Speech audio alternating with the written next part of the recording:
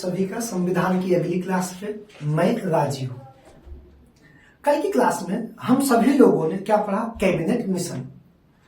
Cabinet mission में last में अगर हम लोग अपने पॉइंट को ध्यान दें तो एक पॉइंट था तत्काल अंतरिम सरकार का गठन। तत्काल अंतरिम सरकार का गठन। एग्जाम के व्यू से हम इसको देखें तो कई बार एक क्वेश्चन आ गया है कि 1946 अंतरिम सरकार में फलाना मंत्री कौन था, विधि मंत्री कौन था। अक्सर क्वेश्चन पूछा जाता है, इंपॉर्टेंट टॉपिक है, पढ़ाया मैक्सिमम जगहों पे नहीं जाता है, ये मुझे पता है।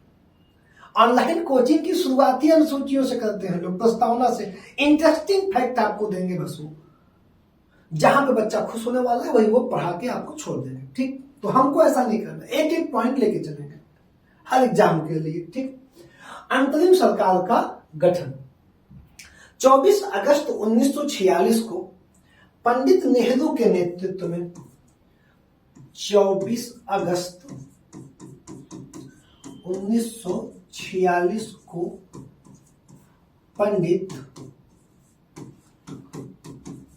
नेहरू के नेतृत्व में भारत की पहली अंतरिम सरकार का गठन किया गया। किसके नेतृत्व में? पंडित जवाहरलाल नेहरू के नेतृत्व में। किसका गठन किया गया? अंतरिम सरकार का। दूसरा पॉइंट, इस सरकार में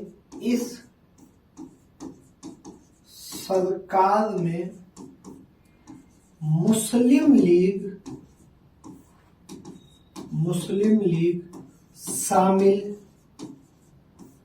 नहीं हुई। 24 अगस्त 1946 को जब अंतरिम सरकार का गठन किया गया, उस समय इस सरकार में मुस्लिम लोग लीग शामिल नहीं हुई। 3 मुस्लिम सदस्य थे लेकिन मुस्लिम लीग शामिल नहीं हुई। पॉइंट के लिए, इस सरकार में मुस्लिम लीग शामिल नहीं थी।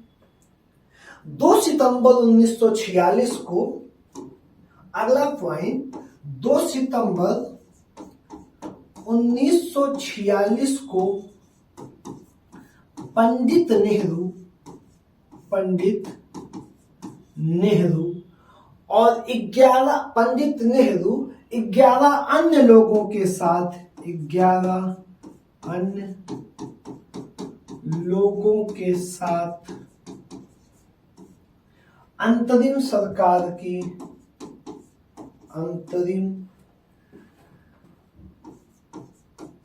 शपथ ली। अंतरिम सरकार की शपथ ली। कब अंतरिम सरकार की शपथ ग्रहण कब हुआ? 2 सितंबर 1946 को। शपथ कौन दिलवाया? आज भारत में प्रधानमंत्री को शपथ कौन दिलवाता है? राष्ट्रपति। उस समय आज उस पद पे कौन बैठा है? वायसराय के पद पे राष्ट्रपति। तो उस समय शपथ कौन दिलवाएगा? वो वायसराय। तो अंतरिम सरकार को शपथ किसने दिलवाया? भारत की पहली गठित सरकार या अंतरिम सरकार को शपथ दिलवाया किसने? लॉर्ड वेवेल ने। अंतरिम शपथ किसने दिलवाया? लॉर्ड वेवेल ने अंतरिम सरकार को शपथ दिलवाया। किसने दिलवाया? लॉर्ड वेवेल ने दिलवाया। ठीक, इस सरकार में जो ये सरकार बनी, इसमें 3 मुस्लिम सदस्य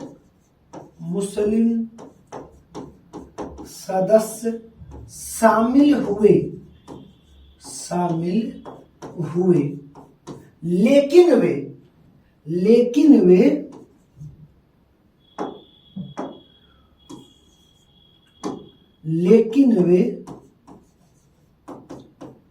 मुस्लिम लीग से संबंधित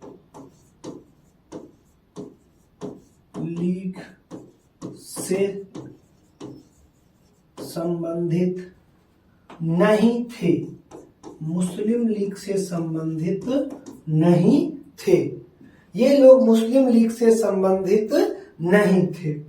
ठीक। 26 अक्टूबर 1946 को 26 अक्टूबर 1946 को मुस्लिम लीग अंतरिम सरकार में शामिल हुई। अंतरिम सरकार में शामिल हुई। कब शामिल हुई? 26 अक्टूबर 1946 को। क्यों? फिर मैं बार बार कहता हूं क्यों। क्या कुछ तो उद्देश्य रहा होगा, ये फाइनल बात है। उद्देश्य क्या था? मुस्लिम लीग का टारगेट ही क्या था? एक स्वतंत्र देश की मांग, एक अलग देश की मांग। किसके आधार पे? धर्म के आधार पे। अब यहां पे पहले तो वो अंतरिम सरकार में भाग नहीं ली, लेकिन फिर मुस्लिम लीग को लगा कि अगर हम सरकार में नहीं रहेंगे तो हम संवैधानिक रूप से बहुत कमजोर हो जाएंगे। मुस्लिम लीग के 5 सदस्यों को सरकार में हिस्सा बनना था। कैबिनेट मिशन ने इसको तय कर दिया था। कल की क्लास में इस पॉइंट पे हमने बात कर लिया है। अब 26 अक्टूबर 1946 को मुस्लिम लीग के ने भी सरकार में क्या हो गई? शामिल हो गई। उद्देश्य, इसका उद्देश्य क्या था भैया? इसका उद्देश्य था सरकार में रहकर पाकिस्तान के लिए कार्य करना। क्या उद्देश्य था? कि अंतरिम सरकार में रह के पाकिस्तान के लिए कार्य करना। ठीक। अब जो अंतरिम सरकार है, ये पूरी की पूरी सरकार, जो अंतरिम सरकार है, ये सभी सदस्य, जितने मेंबर हैं उसमें 14 मेंबर, ये सभी सदस्य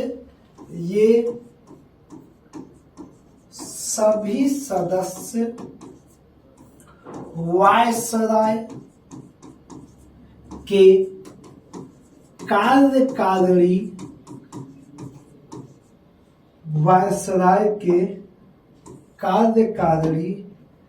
परिषद के सदस्य थे। जो भी अंतरिम सरकार के व्यक्ति थे वो सभी वायसराय की कार्यकारिणी परिषद के क्या थे? सदस्य थे। इस परिषद के अध्यक्ष, जो ये वायसराय की कार्यकारिणी परिषद थी, इसके अध्यक्ष लॉर्ड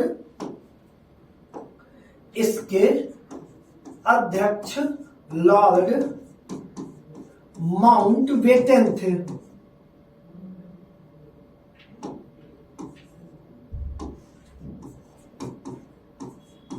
लॉर्ड माउंटबेटन थे तथा उपाध्यक्ष जवाहरलाल नेहरू थे। उपाध्यक्ष कौन थे? जवाहरलाल नेहरू थे। ये सभी मेंबर वायसराय की कार्यकारिणी परिषद के मेंबर थे और इस पूरे परिषद का अध्यक्ष लॉर्ड माउंटबेटन, जो कौन थे? वायसराय, और जवाहरलाल नेहरू इसके क्या थे? उपाध्यक्ष थे। ठीक। मुस्लिम लीग के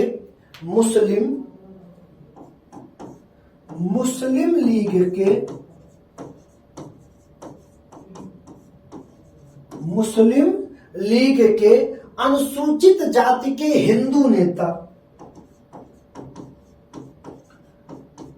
अनुसूचित जाति के हिंदू नेता अनुसूचित जाति के हिंदू नेता योगेंद्र नाथ मंडल, योगेंद्र नाथ मंडल को, योगेंद्र नाथ मंडल को अंतरिम सरकार में, अंतरिम सरकार में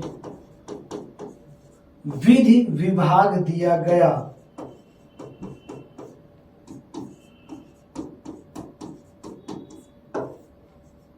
क्या किया गया? कानून विभाग दिया गया। ये क्वेश्चन बहुत पूछा है, भारत की अंतिम सरकार का पहला कानून मंत्री कौन था?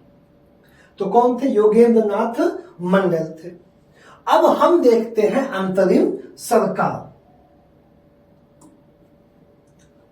अंतरिम सरकार, टोटल सदस्य और उनके विभाग, सदस्य और उनके विभाग, और वो कहां से संबंधित थे। ठीक, तो सबसे पहले जवाहरलाल नेहरू, ठीक, राष्ट्रमंडल और विदेश इनका विभाग था। ये कहां से संबंधित थे? ये संबंधित थे कांग्रेस से। दूसरा, सरदार पटेल, इनके पास 3 विभाग था, गृह, सूचना, प्रसारण। किससे संबंधित थे? ये भी संबंधित थे कांग्रेस से। तीसरे, सरदार बलदेव सिंह, ये क्वेश्चन रहा है कि भारत के सबसे पहले रक्षा मंत्री तो कौन है? सरदार बलदेव सिंह। किससे संबंधित हैं? कांग्रेस से संबंधित हैं। चौथा, जॉन मथाई, जॉन मथाई, ये क्या है? उद्योग, इनका मंत्रालय क्या है? उद्योग मंत्रालय था। किससे संबंधित हैं? कांग्रेस से संबंधित हैं। ठीक, अगला जगजीवन राम, जगजीवन राम, विभाग श्रम, किस पार्टी से संबंधित थे? कांग्रेस से संबंधित थे। C.H. भाभा, छठवें थे कौन? C.H. भाभा, कार्य, खान एवं ऊर्जा मंत्री थे। किससे संबंधित थे? कांग्रेस से संबंधित थे। 7वें नंबर पे हैं डॉक्टर राजेंद्र प्रसाद, खाद्य एवं कृषि मंत्रालय इनके पास अंतिम सरकार में था। ये किससे संबंधित है? कांग्रेस से संबंधित है।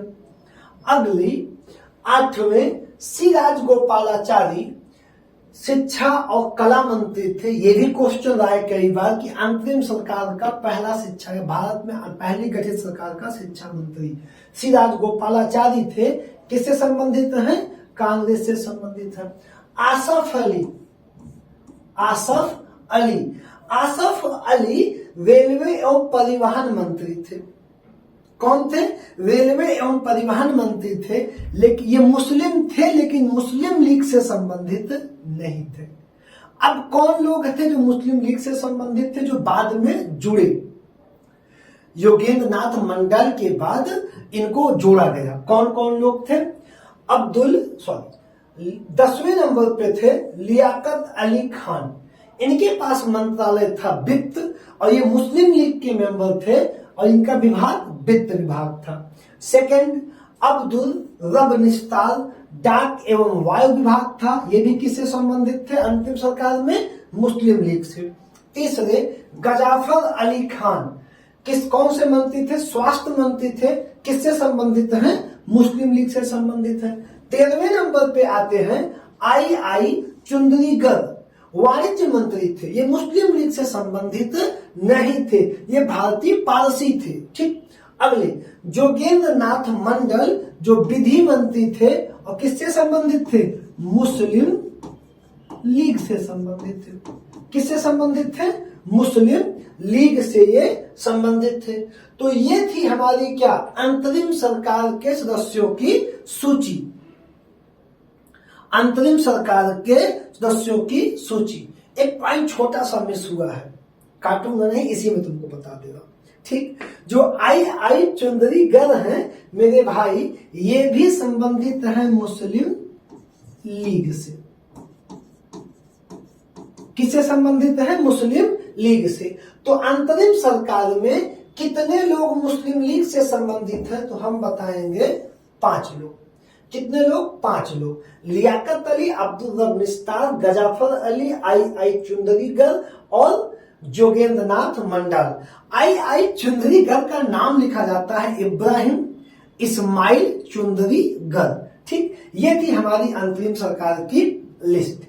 इसके बाद अंतरिम सरकार के गठन के बाद 6 दिसंबर 1946 को 6 दिसंबर 1946 को संविधान सभा का गठन किया गया। संविधान सभा का गठन किया गया। कब गठन किया गया? 6 दिसंबर 1946 को। आपको ज्यादातर डेट याद होती है, पहली बैठक 9 दिसंबर, नहीं, गठन कब हुआ? 6 दिसंबर को। अगली डेट 9 दिसंबर 1946 को, 9 दिसंबर 1946 को संविधान सभा की पहली बैठक हुई। संविधान सभा की पहली बैठक हुई, जिसमें फाइनली फिर ड्रामा चल रहा है पाकिस्तान की मांग का, जिसमें मुस्लिम लीग ने भाग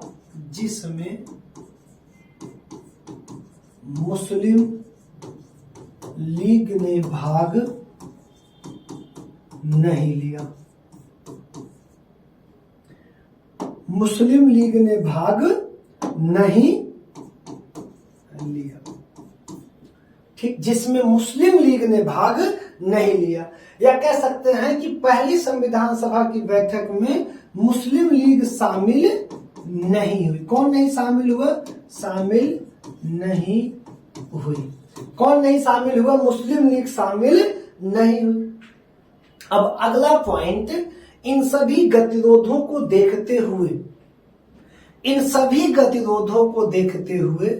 ब्रिटिश प्रधानमंत्री क्लीमेंट एटली ने, तत्कालीन परिस्थितियों को देखते हुए ब्रिटिश प्रधानमंत्री क्लीमेंट एटली ने 20 फरवरी 1947 को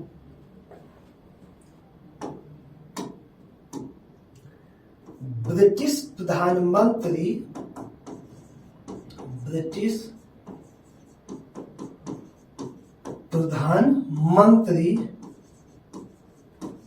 क्लीमेंट एटली ने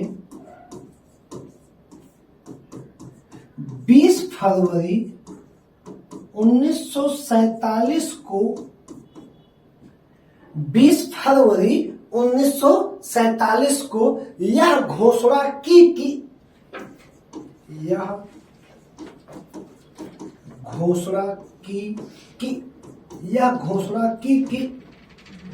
क्या घोषणा की? 30 जून 1948 से पहले 30 जून 1948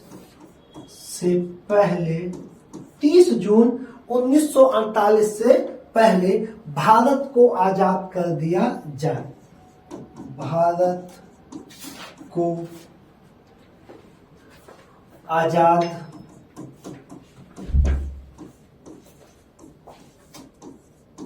कर दिया जाए। ब्रिटिश प्रधानमंत्री क्लीमेंट एटली ने 20 फरवरी 1947 को यह घोषणा की कि 30 जून 1948 के पहले भारतीयों को उनके हाथों में सत्ता सौंप दी जाए, फाइनली भारत को आजाद कर दिया जाए। अब सत्ता के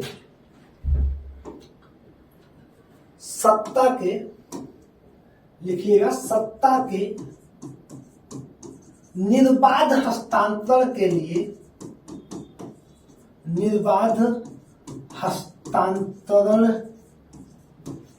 के लिए लॉर्ड वेवेल की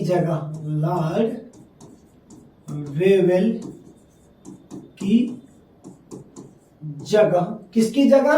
लॉर्ड वेवेल की जगह लॉर्ड माउंटबेटन को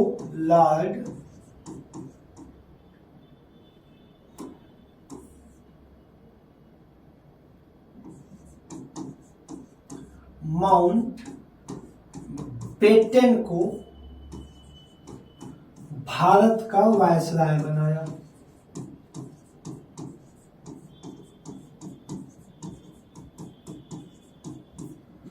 किसको बनाया? लॉर्ड माउंट बेटन को भारत का वायसराय बनाया। ठीक, किसको हटा के? वेवेल को हटा के। किसको वायसराय बना दिया गया? लॉर्ड माउंट बेटन को। जब लॉर्ड माउंट बेटन भारत आए और उन्होंने समस्या को देखा, तो सारे कार्यों को देखने के बाद उन्होंने फाइनल अपना डिसीजन दिया कि इसका सिर्फ एक विकल्प है, भारत और पाकिस्तान का बंटवारा। इसके अलावा इसका कोई विकल्प नहीं है। उन्होंने एक रिपोर्ट प्रस्तुत की, जिस रिपोर्ट को कहा जाता है माउंट बेटन योजना। ठीक, कौन सी योजना? माउंट बेटन योजना। माउंट बेटन योजना। उन्होंने लॉर्ड माउंट बेटन ने अपनी एक रिपोर्ट प्रस्तुत की, जिसे क्या कहा जाता है? माउंट बेटन योजना। कब प्रस्तुत की? 3 जून 1947 को। 3 जून 1947 को। 3 जून 1947 को लॉर्ड माउंट बेटन ने एक रिपोर्ट प्रस्तुत की, जिसे क्या कहा गया? माउंट बेटन योजना कहा गया। इसमें 2 से 2 पॉइंट, बहुत 2-3 पॉइंट है जो मस्त है और जिनसे आपको आगे का प्रक्रिया समझ में आ जाएगा। तो इसका पहला पॉइंट क्या था? माउंट बेटन योजना का पहला पॉइंट क्या था? इसका भैया पहला पॉइंट है कि भारत का विभाजन, भारत का विभाजन, भारत का विभाजन भारत संघ एवं पाकिस्तान नामक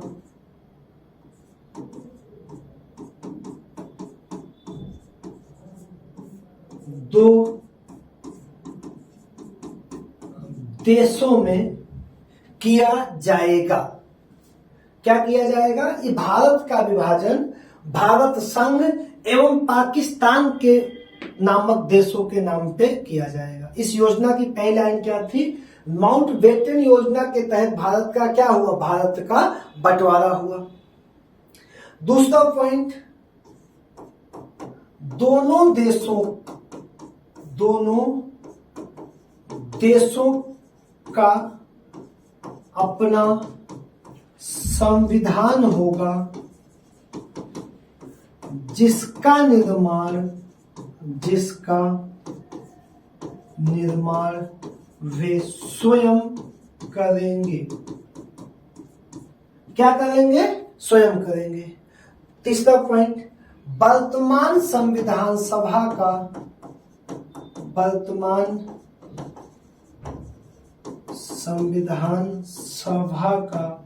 बंटवारा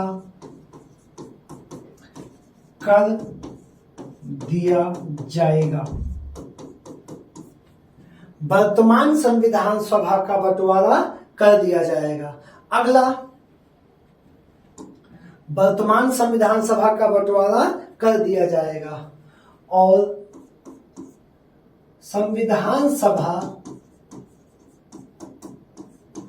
अपने अपने राज्यों के लिए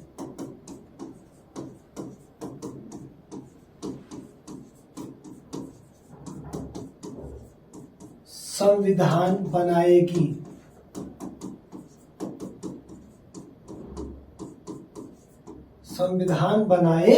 संविधान सभा अपने अपने राज्यों के लिए संविधान बनाएगी और दोनों राज्यों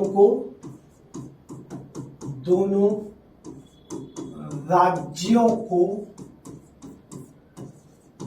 भारत और पाकिस्तान दोनों राज्यों को डोमेनियन स्टेट का दर्जा दिया जाएगा। डोमेनियन स्टेट का दर्जा दिया जाएगा। ठीक, डोमेनियन स्टेट का मतलब अधिराज्य, स्वयं का राज्य, अधिराज्य का दर्जा दिया जाएगा। ठीक, तो आज की क्लास में बस इतना ही। कल की क्लास बहुत महत्वपूर्ण आपके लिए होगी, जिसमें हम बात करेंगे संविधान सभा की, मेंबर, महिला, अनुसूचित जनजाति, चुनाव, शादी प्रक्रिया। एक लास्ट में क्वेश्चन पूछ रहा हूं, जितने लोग वीडियो पढ़ने के देखते होंगे, ठीक है, अगर आपको पसंद आए, आपको लगता है कि ये फैक्ट की जानकारी है, हमारे एग्जाम में क्वेश्चन आएंगे, तो आप दोस्तों को शेयर सब्सक्राइब करा दिया करिए। सेकंड, जैसे जो टॉपिक समाप्त होता, अगर आप चाहते हैं तो आप कमेंट जरूर करें, जैसे और सारे सब्जेक्ट जो हमारे हैं उस पर चल रहे हैं। अगर आप चाहते हैं प्रैक्टिस सीजन कि मैं संविधान के 100 क्वेश्चन प्रति टॉपिक से आऊं और आपकी प्रैक्टिस कराऊं, आप पढ़े तो हैं ही, जिसमें UPPCS pre exam, RO, ARO, lower PCS, UPSI, UP police, SSC GD, जो टॉपिक में, जैसे अभी मेरा टॉपिक है भारत का संवैधानिक इतिहास और संविधान का निर्माण, तो जो टॉपिक मैं खत्म करूं उसमें जितने भी क्वेश्चन आज तक आए हुए हैं उनको सबको ले आऊं और आपके सामने प्रेजेंट करूं। अगर आप चाहते हैं तो कमेंट में करके जरूर बताएंगे। धन्यवाद, आज के लिए इतना ही। फिर से एक बात, आपको अगर पसंद आए तो चैनल को लाइक, सब्सक्राइब, शेयर जरूर कर दीजिएगा। धन्यवाद।